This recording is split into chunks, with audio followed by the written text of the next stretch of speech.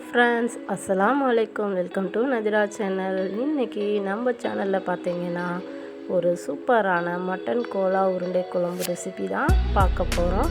So ஏற்கனவே நான் பார்த்தீங்கன்னா சேனலில் மட்டன் கோலா உருண்டை குழம்பு ரெசிபி எப்படி செய்கிறது வந்து அப்லோட் பண்ணியிருக்கேன்.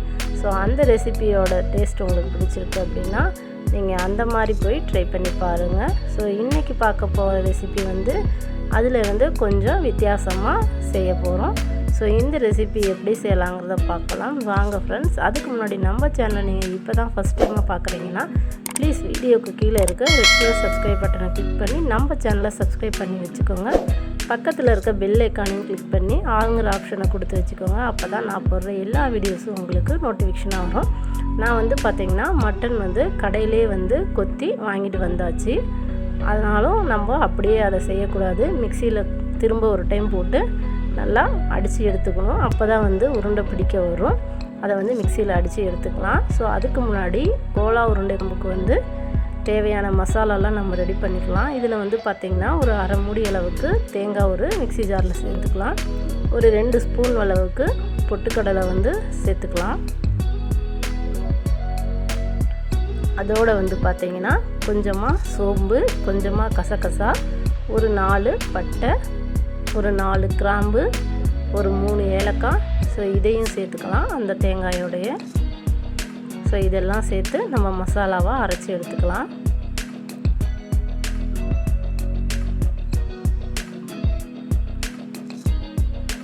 இப்போ ஃபஸ்ட்டு இதை வந்து மிக்சி ஜாரில் நல்லா மைய அரைச்சி எடுத்துக்கலாம். உருண்டைக்கு மசாலா வந்து நம்ம ரெடி பண்ணியாச்சு. இப்போ வந்து பார்த்திங்கன்னா அந்த கறியையும் நான் நல்லா மிக்சியில் போட்டு அடித்து வச்சுருக்கேன். நம்ம கொத்தி வாங்கிட்டு வந்தாலும் அதை அப்படியே போட்டு செய்ய முடியாது. நல்லா வந்து கறியை தண்ணி இல்லாமல் நல்லா வடித்து எடுத்துட்டு அதுக்கப்புறம் மிக்சியில் போட்டு இன்னொரு டைம் நீங்கள் நல்லா பிளெண்ட் பண்ணி எடுத்துக்கோங்க. அப்போ தான் வந்து உருண்டை பிடிக்க வரும். நெக்ஸ்ட்டு பார்த்திங்கன்னா ஒரு 2 பெரிய வெங்காயம், அதோட 2 பச்சை மிளகாய் வந்து சேர்த்துருக்கேன். அதையும் மிக்சி ஜாரில் போட்டு நம்ம அரைச்சி எடுத்துக்கலாம். ஸோ அதையும் அந்த கறியோடு சேர்த்துக்கலாம்.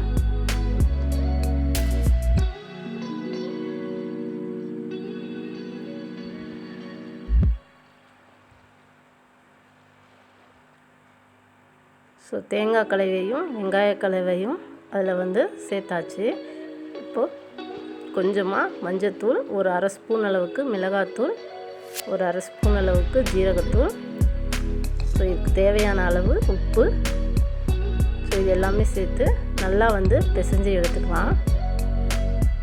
ஸோ பொட்டுக்கடலை வந்து எதுக்கும் சேர்க்குறோம் அப்படின்னா பொட்டுக்கடலை சேர்க்கும்போது தான் உருண்டை வந்து நல்லா பிடிக்க வரும். நீங்கள் நல்லா பிசைஞ்சிட்டு உங்களுக்கு வந்து கையில் பிடிச்சி பாருங்கள். நல்லா வரல, உருண்டை ஓரளவுக்கு கொஞ்சம் தண்ணி மாதிரி இருக்குது அப்படின்னா கொஞ்சமாக பொட்டுக்கடலையை திரும்ப பவுடர் பண்ணி இதோட சேர்த்து நீங்கள் வந்து மாவை பிசைஞ்சு நல்லா உருண்டை பிடிச்சிங்க அப்படின்னா உருண்டை நல்லா வரும்.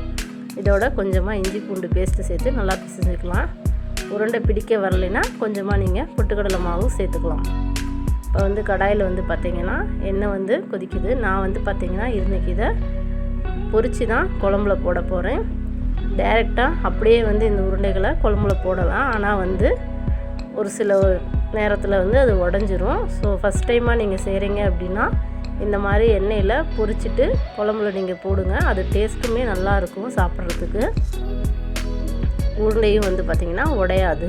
ஸோ அதனால் எல்லா உருண்டைகளையுமே வந்து பார்த்திங்கன்னா நான் எண்ணெயில் போட்டு பொரித்து எடுத்துக்கிறேன்.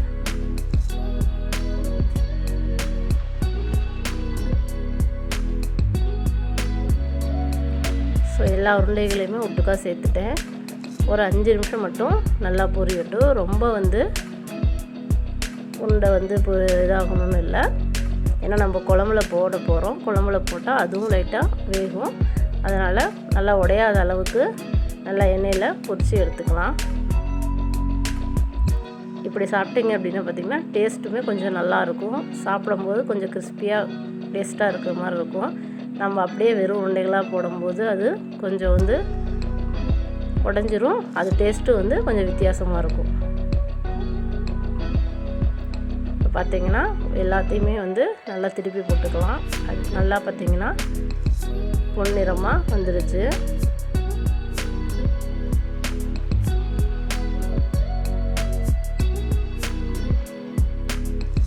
எண்ணெயில் போட்டுட்டு உடனே கரண்டியை விடாதீங்க. ஒரு 2 நிமிஷம் அப்படியே விட்டுடுங்க. அதுக்கப்புறம் பார்த்திங்கன்னா ஒவ்வொன்றா வந்து தானாகவே இந்த மாதிரி தனியாக பிரிஞ்சு வந்துடும். அதுக்கப்புறம் வந்து கரண்டி வச்சு எடுத்து விடுங்க. நீங்கள் எண்ணெயில் போட்டதுமே கரண்டியை விட்டு கிளறினீங்க அப்படின்னா உடஞ்சிடும். அதனால் ஒரு 2 நிமிஷத்துக்கு அப்புறம் இந்த மாதிரி திருப்பி விட்டுறலாம்.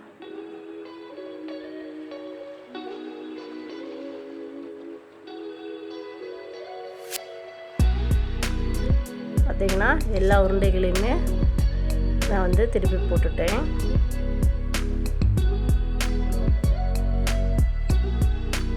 ஸோ எல்லாமே நல்லாவே வெந்திருக்கு. ஸோ இப்போ வந்து நம்ம இதை பவுலில் மாற்றிக்கலாம். உங்களுக்கு வந்து சின்ன சின்ன உருண்டைகளாக வேணும் அப்படின்னா நீங்கள் இன்னும் சின்ன சைஸாக கூட பிடிச்சு போட்டுக்கலாம்.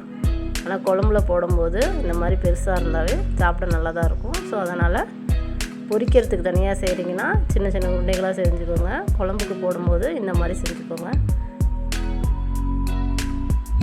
ஸோ எல்லா உருண்டைகளுமே பவுலில் மாற்றியாச்சு.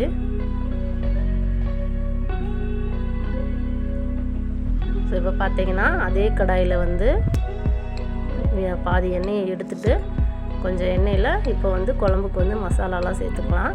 அதில் பார்த்திங்கன்னா 2 ஏலக்காய், ஒரு 4 கிராம்பு, ஒரு சின்ன பட்டை, அதோட பிரியாணி இலை வந்து சேர்த்துருக்கேன். இதெல்லாம் நல்லா புரிஞ்சு வரட்டும். இதோட ஒரு 1/2 ஸ்பூன் அளவுக்கு ஜீரகம் வந்து சேர்த்துக்கலாம். பார்த்திங்கன்னா 10 to 15 சின்ன வெங்காயம் கட் பண்ணி வச்சுருக்கேன். அதையும் வந்து சேர்த்து நல்லா வதக்கிக்கலாம். சின்ன வெங்காயம் சேர்க்கும் போது குழம்பு வந்து டேஸ்ட்டாக இருக்கும். அதோட 2 பச்சை மிளகா சேர்த்துக்கலாம்.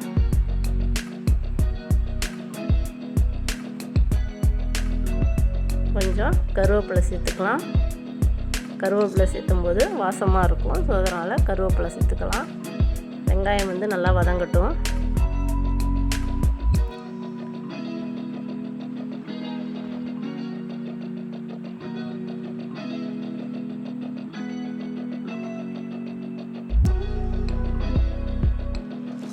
வெங்காயம் வந்து நல்லா வதங்கிடுச்சு. இப்போ இதோட வந்து பார்த்திங்கன்னா 1 ஸ்பூன் அளவுக்கு இஞ்சி பூண்டு பேஸ்ட்டு சேர்த்துக்கலாம்.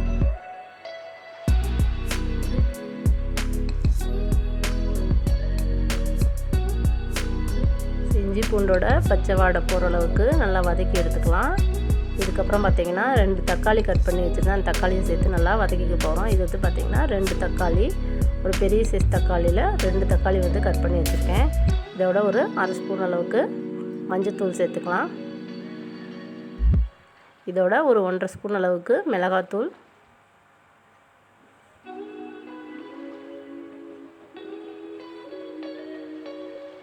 ஒரு 3 ஸ்பூன் மல்லித்தூள் வந்து சேர்த்துக்கோங்க.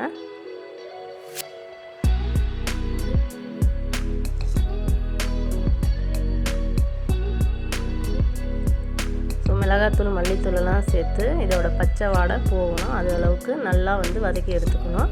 இதோட குழம்புக்கு தேவையான அளவு நம்ம உப்பு சேர்த்துக்கலாம்.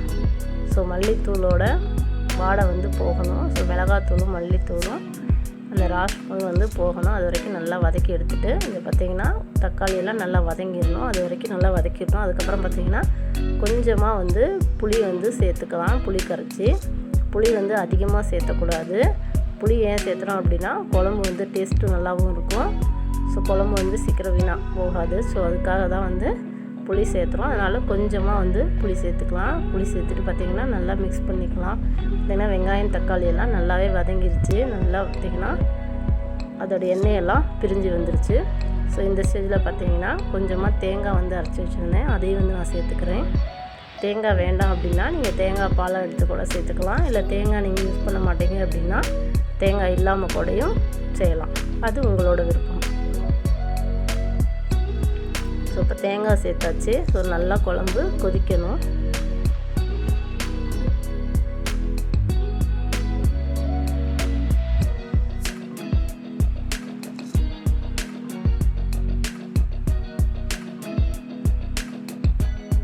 இதோட வந்து பார்த்திங்கன்னா நான் கொஞ்சமாக வந்து புதினா தலை வந்து சேர்த்துருக்கேன். ஸோ புதினா எதுக்கு சேர்த்துறோன்னா புதினாவோட ஃப்ளேவர் வாசம் வந்து நல்லாயிருக்கும். ஸோ அது கொதித்து வரும்போது புதினாவோட ஸ்மெல் வந்து நல்லாயிருக்கும் குழம்புல. அதுக்காக கொஞ்சமாக புதினா சேர்த்துருக்கேன். இப்போ வந்து மூடி ஒரு 10 நிமிஷம் நல்லா கொதிக்க விட்டுருவோம். அப்போ தான் வந்து குழம்பு டேஸ்ட்டு நல்லாயிருக்கும். பார்த்திங்கன்னா 10 நிமிஷம் நல்லாவே கொதிச்சிருச்சு. ஸோ இதோடு வந்து பார்த்திங்கன்னா நான் வந்து கொழுப்பு இருக்கு இல்லையா, கறி எலும்பு கொழுப்பு, ஸோ அதையும் நான் வந்து ஒரு 2-3 பீஸ் சேர்த்துருக்கேன். அது சேர்த்தும் போது பார்த்திங்கன்னா வீடியோ நான் ஆன் பண்ணாமல் விட்டுட்டேன். ஸோ அதனால் அது வந்து ரெக்கார்ட் ஆகலை. நீங்கள் வந்து ஆட்டுக்கறி வாங்கும்போது எக்ஸ்ட்ரா கொழுப்பு இந்த மாதிரி எலும்பு ஏதாவது வாங்கினீங்க அப்படின்னா அதையும் கூட சேர்த்துக்கலாம். வெங்காயம் தக்காளி வதக்குறீங்களா, அப்போ அதை வந்து சேர்த்துக்கோங்க. இன்னுமே குழம்பு வந்து டேஸ்ட்டாக இருக்கும். குழம்பு வந்து நல்லா கொதிச்சிருச்சு. இப்போ வந்து நம்ம பொரிச்சு வச்சுருந்த உருண்டை எல்லாத்தையுமே ஒவ்வொன்றா போட்டுக்கலாம்.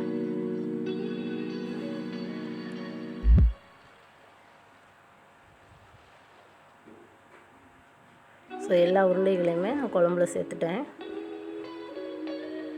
ஸோ இந்த மாதிரி நம்ம பொரித்து போடும்போது உருண்டை வந்து சீக்கிரம் வந்து உடையாது.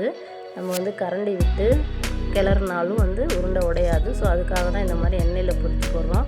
ஃபஸ்ட் டைம் வந்து கோலா உருண்டை குழம்பு வைக்கிறீங்க அப்படின்னா நீங்கள் இந்த மாதிரி பொரித்து போடுங்க. அப்போ தான் உங்களுக்கு உடையாமல் வரும். ஸோ அதுக்காக தான் இந்த மாதிரி எண்ணெயில் பொரிக்கிறது. இந்த பிரியாணியில் வந்து பார்த்திங்கன்னா எடுத்துட்டேன் நான். இந்த மாதிரி எல்லா உருண்டைகளையுமே நல்லா குழம்புல மிக்ஸ் பண்ணிடுவோம். திரும்ப மூடி போட்டு ஒரு 5 நிமிஷம் நல்லா கொதிக்கட்டும்.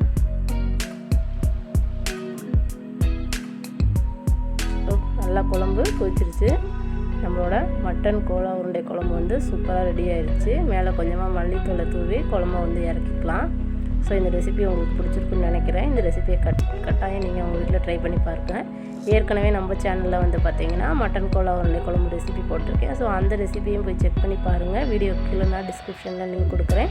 ஸோ இந்த ரெசிபி பிடிக்கிறதுனா நீங்கள் ட்ரை பண்ணி பார்த்துட்டு கண்டிப்பாக என்னோட கமெண்ட் பண்ணிக்கோங்க. ஸோ என்னோடய வீடியோ பிடிச்சிருக்குன்னா ப்ளீஸ் இந்த வீடியோக்கு லைக் பண்ணிவிட்டு நீங்கள் மட்டும் பார்க்காம உங்களோட ஃப்ரெண்ட்ஸ் அண்ட் ஃபேமிலியோட ஷேர் பண்ணிக்கோங்க. மறுபடியும் நான் ஒரு நல்ல ரெசிபியோடு உங்களை மீட் பண்ணுறேன். அது வரைக்கும் நன்றி, வணக்கம்.